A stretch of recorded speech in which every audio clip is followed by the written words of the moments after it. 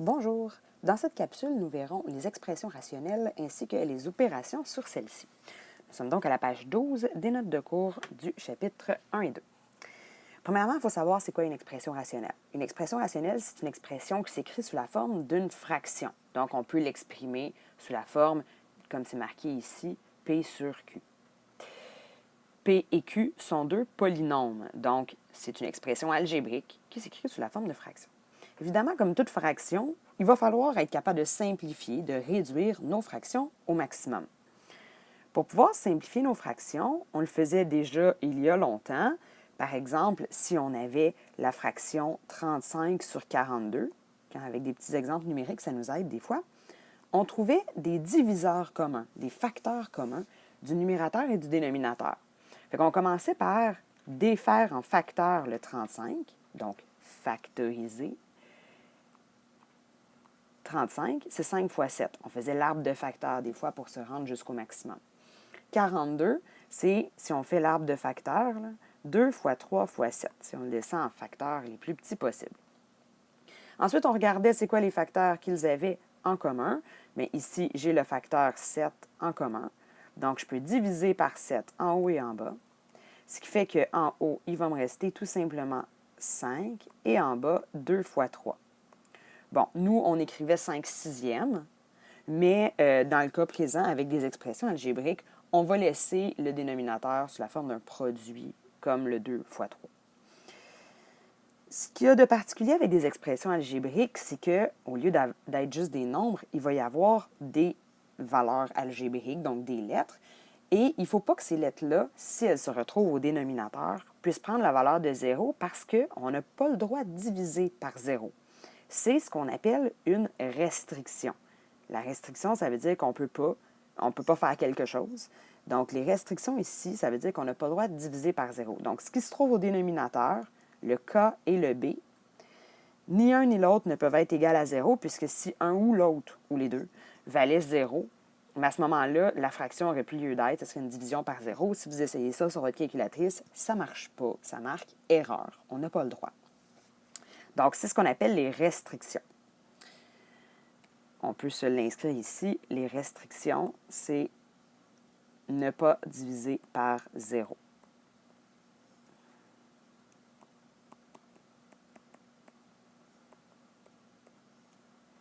Puis ça, il va falloir y penser à chaque étape de notre démarche.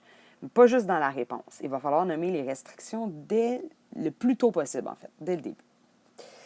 Donc, on a par exemple ici, on va faire la première expression, la A, une expression rationnelle, donc avec deux polynômes, 3x plus 6 puis x carré moins 4, et il va falloir la réduire au maximum.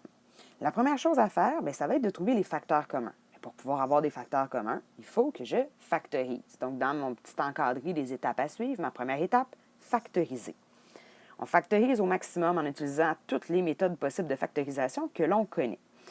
Ici, au numérateur, la seule chose que je peux faire, en fait, la première chose à laquelle je dois toujours penser, c'est la mise en évidence simple. Donc, je peux mettre le 3 en évidence. Au dénominateur, je remarque que c'est une différence de carré, donc ça se fait assez rapidement, x plus 2, x moins 2. Pour être capable de travailler avec les expressions rationnelles, il faut vraiment être à l'aise avec la factorisation, puis faire ça super vite, puis savoir nos méthodes de factorisation sur le bout de nos doigts. À cette étape-ci, je m'arrête là, et c'est tout de suite que je dois nommer les restrictions. Donc, si pour les restrictions, on regarde juste le dénominateur. J'ai deux facteurs au dénominateur. Il y a le x plus 2 puis le x moins 2. S'il y en a ne serait-ce qu'un des deux qui vaut 0, je multiplie par l'autre, ça va donner 0 pareil, puis c'est là mon bug. Donc, je dois regarder pour mes restrictions. Quand est-ce que x plus 2, je peux faire un petit espace à côté pour mes restrictions, là.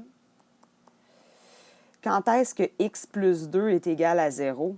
Bien, x plus 2, quand est-ce qu'il est égal à 0? En fait, je ne veux pas qu'il soit égal, là. C'est quand le x vaut moins 2. Donc, moi, je ne veux pas que le x vale moins 2. Ça, c'est ma première restriction. Le deuxième facteur, c'était x moins 2. Fait que quand est-ce que x moins 2 vaut 0? Parce que je ne veux pas qu'il soit égal à 0. C'est quand le x vaut 2. Fait que mes restrictions, je n'aurai pas besoin de faire toutes ces étapes-là au complet à chaque fois, là. C'est que x ne vaut pas moins 2, puis x ne vaut pas 2. Une fois qu'on comprend ce concept-là, ça va aller un petit peu plus vite pour les autres restrictions à établir. Donc, c'est tout de suite que je dois établir mes restrictions parce que si mon x vaut, même si je simplifie quelque chose, puis il y a un des facteurs au dénominateur qui disparaît, si mon x vaut 2 ou moins 2, au départ, ma question n'existe pas parce que ma fraction de départ n'existe pas. C'est pour ça qu'on fait la restriction dès le début. Ensuite, je regarde les facteurs communs parce que là, je veux simplifier, je veux réduire mon expression. Mais j'ai le facteur x plus 2 en commun en haut et en bas. Donc, je peux les simplifier. Ce qui fait que mon expression simplifiée va être 3 sur x moins 2. La parenthèse au dénominateur n'est plus utile. Comme je vous disais, si on regarde juste la réponse, il y a seulement la réponse, la valeur si x vaut 2 qui crée un bug. Dans la réponse, oui. Mais si on repart de la question du début, si x vaut moins 2, on ne peut même pas faire la question parce que le dénominateur va valoir 0, ce qui bug, ce qui fait que la question n'existerait pas. Donc, lorsqu'on a une expression rationnelle à simplifier, on factorise, on pose les restrictions, puis on simplifie. Donc, notre réponse contient toujours l'expression simplifiée ainsi que toutes les restrictions possibles. Des fois, j'en ai juste une, des fois, j'en ai beaucoup. Je vais faire un autre exemple avec vous qui est à la page suivante, l'exemple G, parce qu'il était un petit peu plus spécial. Donc, dans tous les autres cas, dans tous les autres exemples des pages 12-13, l'idée, ça va être toujours tu factorises, tu trouves toutes tes restrictions et ensuite tu simplifies au maximum. Le G était spécial parce qu'avant de pouvoir factoriser quoi que ce soit, il y a des fractions sur des fractions, c'est pas cute, il va falloir travailler ça un petit peu plus. Puis ça va nous amener à ce qu'on va voir dans les opérations sur les expressions rationnelles un petit peu plus tard. Donc, le premier cas, le numérateur, pardon, on a A sur B moins B sur A. Mais la première chose que je vais devoir faire, c'est trouver un dénominateur commun entre ces deux fractions-là, parce que sinon, je ne pourrais pas les mettre ensemble, je vais être un peu mal prise. Fait qu'il va falloir que je travaille et mon numérateur et mon dénominateur séparément pour ensuite pouvoir les remettre ensemble. Fait que si j'ai le dénominateur B et le dénominateur A, bien mon dénominateur commun, ça va être le produit des deux, ça va être AB. Ma première fraction, si je la mets sur AB, bien, il va falloir que je fasse fois A en haut et en bas. Donc, ça me donne A carré. Puis ma deuxième fraction, il va falloir que je fasse fois B en haut et en bas pour faire une fraction équivalente qui est sur le même dénominateur. Fait que ça va me donner A carré moins B carré sur AB. Au dénominateur, on va faire quelque chose de semblable. On va mettre les trois termes sur le même dénominateur. Ici, on avait sur B, là, on a sur 1, puis l'autre, on a sur A. Mon dénominateur commun va être encore une fois AB. Donc, la première fraction, pour la mettre sur AB, il faut que je fasse fois A en haut et en bas. La deuxième fraction, il faut que je fasse fois AB en haut et en bas. Et la troisième, fois B en haut et en bas. Ce qui va me donner un trinôme, bien entendu, A carré plus 2AB plus B carré.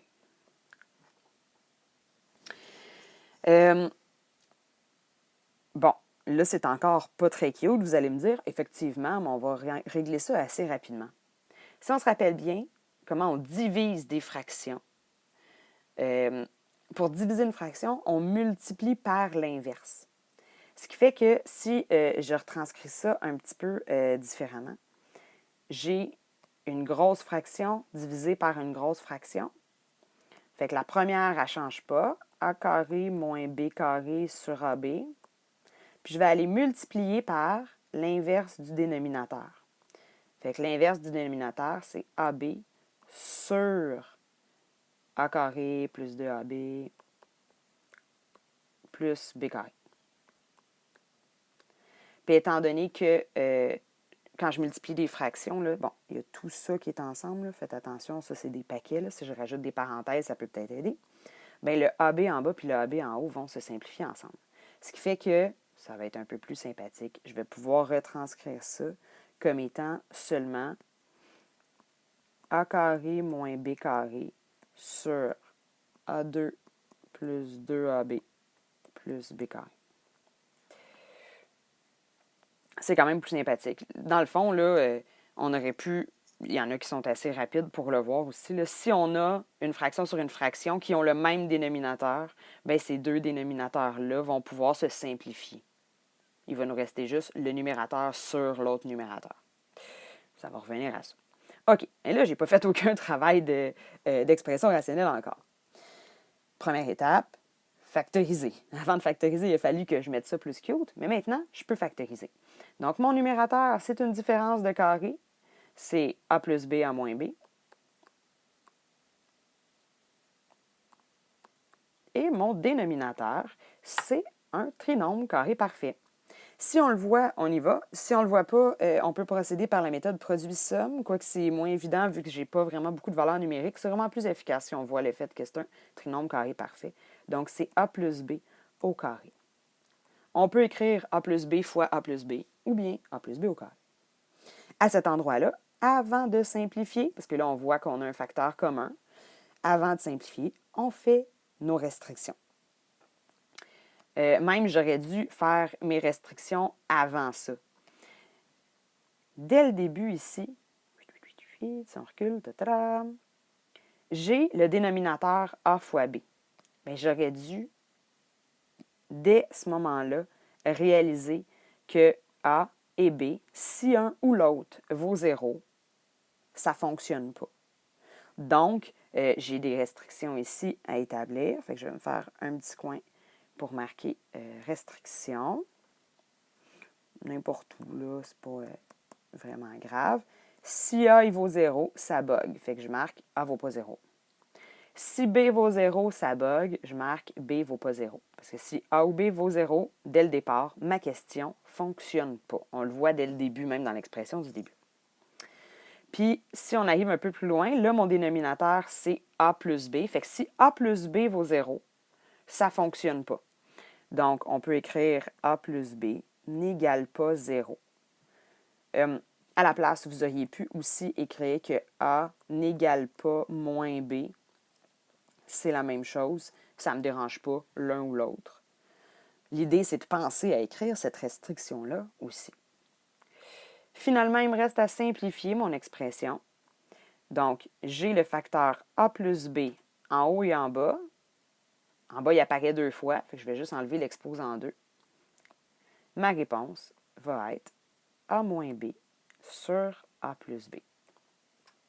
Il y en a qui vont avoir la fâcheuse manie de simplifier des A puis des B comme ça quand ils s'additionnent ou qu'ils se soustraient. Ça ne fonctionne pas. Je vous rappelle que pour simplifier une fraction, il faut trouver un facteur commun. Donc, de quoi les diviser, un diviseur commun, en haut et en bas. Si on fait juste soustraire le même nombre en haut et en bas, bien là, on n'est vraiment pas à la même place. Hein? Ce n'est pas une fraction équivalente. Donc, il faut vraiment trouver un diviseur commun. C'est pour ça qu'on doit